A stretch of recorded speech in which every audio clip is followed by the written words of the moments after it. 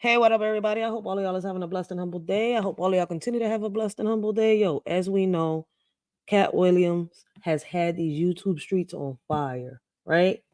But we're not gonna bring nobody down. We're not gonna make fun of nobody. Maybe we are just a little bit, cause listen. But anyways, we're gonna react to what Cat Williams has to say.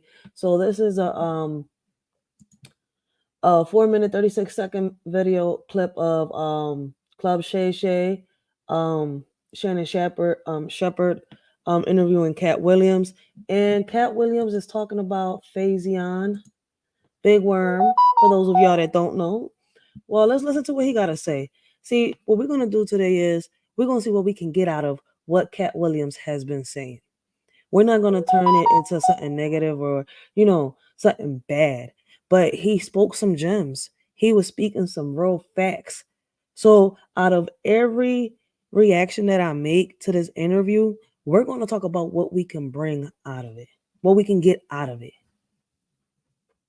I only put on comedians that are funnier than me. Anybody that ever told you differently was a fat Faizon liar. There's nobody like me in the business. Faizon just called it straight. Faizon said that getting a Netflix special is easy. I have 12 specials. Guess how many Faizon got? 0. So Yo, Faizon did something. Faizon did something because right now Cat Williams is throwing shots at him.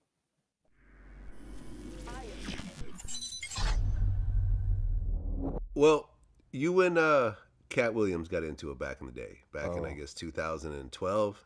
yeah, I don't know. Yeah. I guess he owed you 50,000. Yeah. Yeah. Okay, well, what was that over?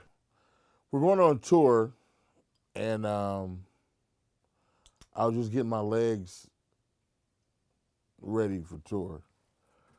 So me and Cat met. He said, "Man, I'm doing Chris Tucker.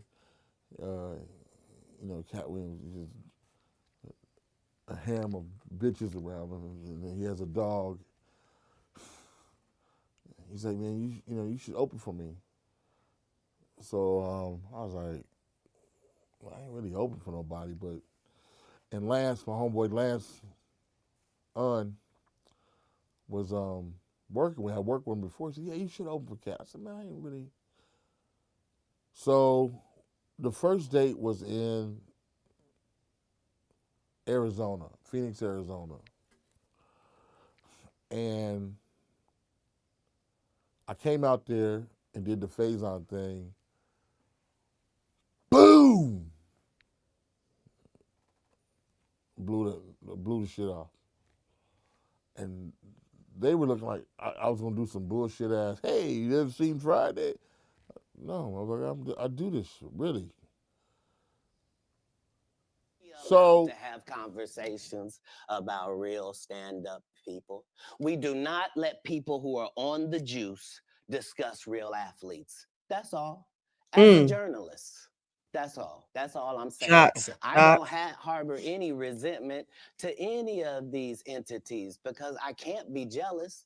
I've never seen them have anything that I ever wanted. If you sign up for their program, you get a light-skinned, weird face wife that never do an interview. Listen, in 20 years won't do an interview. Nobody's ever talked to her, and she's never been interviewed anywhere. And now, understand, I'm not talking about one person. What I just told y'all think Cat Williams is being messy right here? What do y'all think? You applies to 7 people. How they all end up with. Is he being messy, or is he spitting some facts? With that. That's part of what you get. I came in this business saying I was going to expose. If you a Faizon Love fan, you mean you've been a fan of him for 32 years, you still waiting on him to do his first special? Let me tell you about Cat real quick. Cat is a loving guy. The Cat I love is the real Cat Williams. What's his name, real name? He is, I'll give you the shirt off his back. and will help you any kind. I've seen him give, hey man, you know, a loving guy. His real name is Micah. Micah. I love Micah. Micah is so respectful and so encouraging.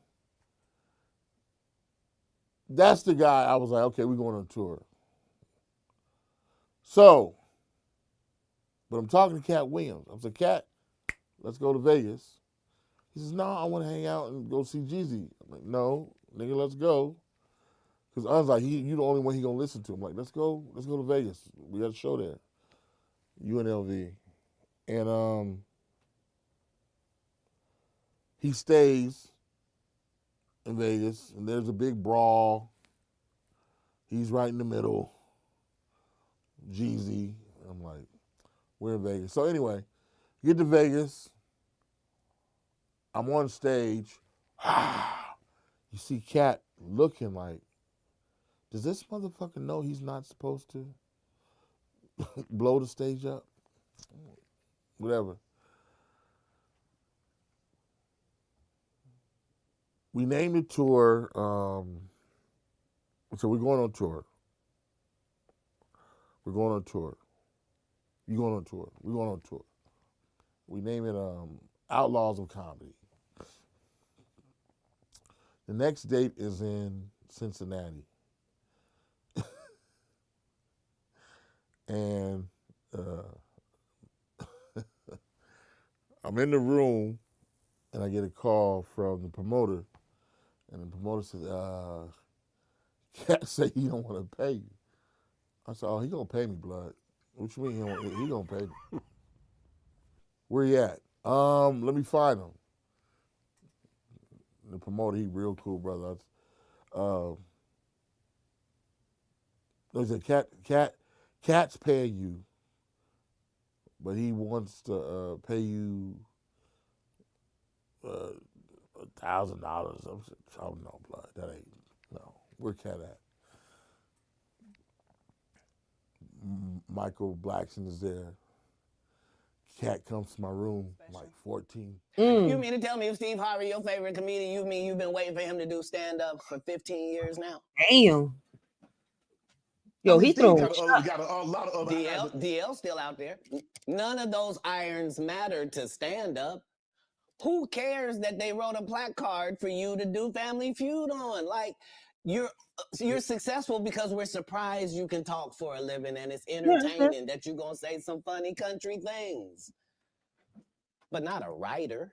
Right. Not a writer. Adding those levels to acting is what all actors do if they're not Steve or Cedric or Ricky. Like, you're trying to create a character. You don't. So is he trying to say that Cedric the Entertainer is not a writer? They say Steve Harvey produces his own movies. I'm not sure, but damn, I can't say, and I can sit here and agree with Katt Williams. Yo, Steve Harvey is not funny. I don't know why a lot of females see Steve Harvey funny. Like, I don't know. Let me know why y'all think he's funny. You can't just be Faizon in every movie. Like, you're just gonna take your shirt off on every movie? Like, why does it say that in your script? Man, let Big Worm live. Let him breathe, Katt. Let Big Worm breathe. Stall him out now. He took a shot and about to take a bite of my strawberry ice cream, strawberry shortcake. You have Hold an up. unnatural allegiance to losers. It's not like you. No, I ain't got no allegiance to the man. But you got to admit the role that he played, Big Perm in Friday Night. You got to give him credit for the role. Now, come on now. Let me ask you a question. Yes.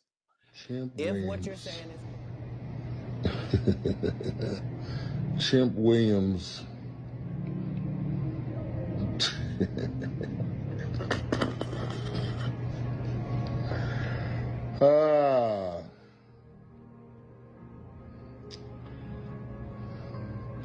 It's hard to address lunacy and hypocrisy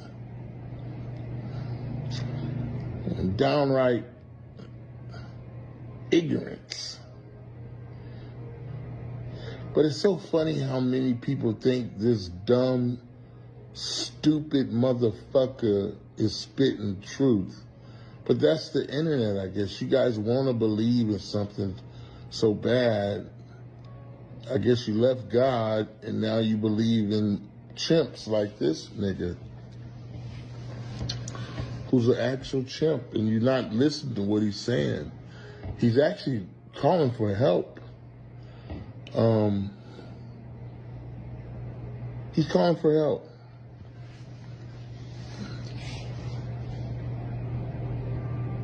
None of the shit he says lines up with nothing.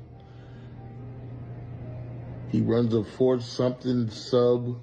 This is where If what you're saying is correct, why wasn't he in next Friday or Friday after next? I mean, his role, It wasn't good.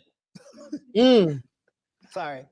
There was a lot of people that appeared in the first one that weren't in the second one, Katt. I'm just telling you why. I'm sorry. I'm sorry that there's a news flash that there are reasons for things in a business. Yes. Oh, okay. Well, why did you bench D-Lo? He had 2 points. What are you talking about? Shut up. But I like him. Nobody cares about that. That's not what we're talking about. These are business conversations that deal with businessmen. Right. Right. When you're good at something, you should progress. The guys that are not as good, they should fall down by the wayside. That's natural. So you believe if your talent doesn't support it, you should fall by the wayside, and the guys that have the talent and they get elevated, they should move. No, that's what water says. That's what the universe say. The universe say the levels. No, I don't. Not I say. Who am I? I'm nobody. But I'm working every day as if I think that's what should happen. Is basically what he's saying. You gotta bust your ass to make it up there. Those that want to rush to get there end up crashing faster. How it should be. And I'm choosing comedians that also write and work hard and don't steal other people's material. And I'm making sure that they all make $300,000. That was another shot at Steve Harvey. A season, and I'm making sure that they're not ever signed to me or my conglomerate, and that's why they're successful. No, you can work with me and still be an independent businessman, boss owner like you came in. Right. I don't need you to be subservient to me. That's those other guys that make you pay dues.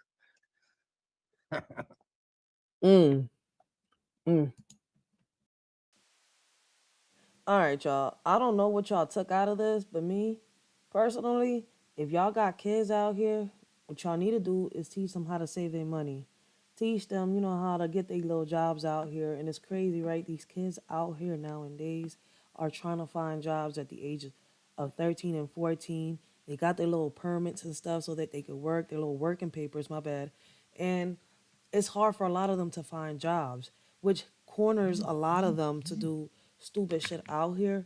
So what's crazy is he's spitting some gems. I don't know what y'all got out of it, but we need to talk to our kids and show them on how to save their money, how to make their money, what to do, and how to become responsible with it. Because a lot of kids at 13, 14, 15, 16 are not responsible. They are irresponsible. They do whatever they want and whatever comes to mind. So unless we're guiding them, they're not gonna manage their money right. So listen, man, he has spent some gems. We do need to talk about we need to talk to our kids. He chose to walk out from his parents, but for a lot of y'all parents out here, we can't be cuddling these kids. We gotta we gotta show them. We gotta teach them. And it's crazy though. He went out there and learned everything on his own. And it's not easy to be emancipated. He got well, you could call it emancipated. He just left. His parents agreed. They didn't go through no court. Me, I got emancipated. I had to go to court. My mom had to agree to it. And then boom, voila, I got emancipated. But his story is a little different. So, I could kind of relate. It's not easy, emancipating yourself at a young ass age, especially when, you should be focusing on getting your education and much more. Let us surely know what y'all think. What did y'all get out of this clip, out of this part of the interview?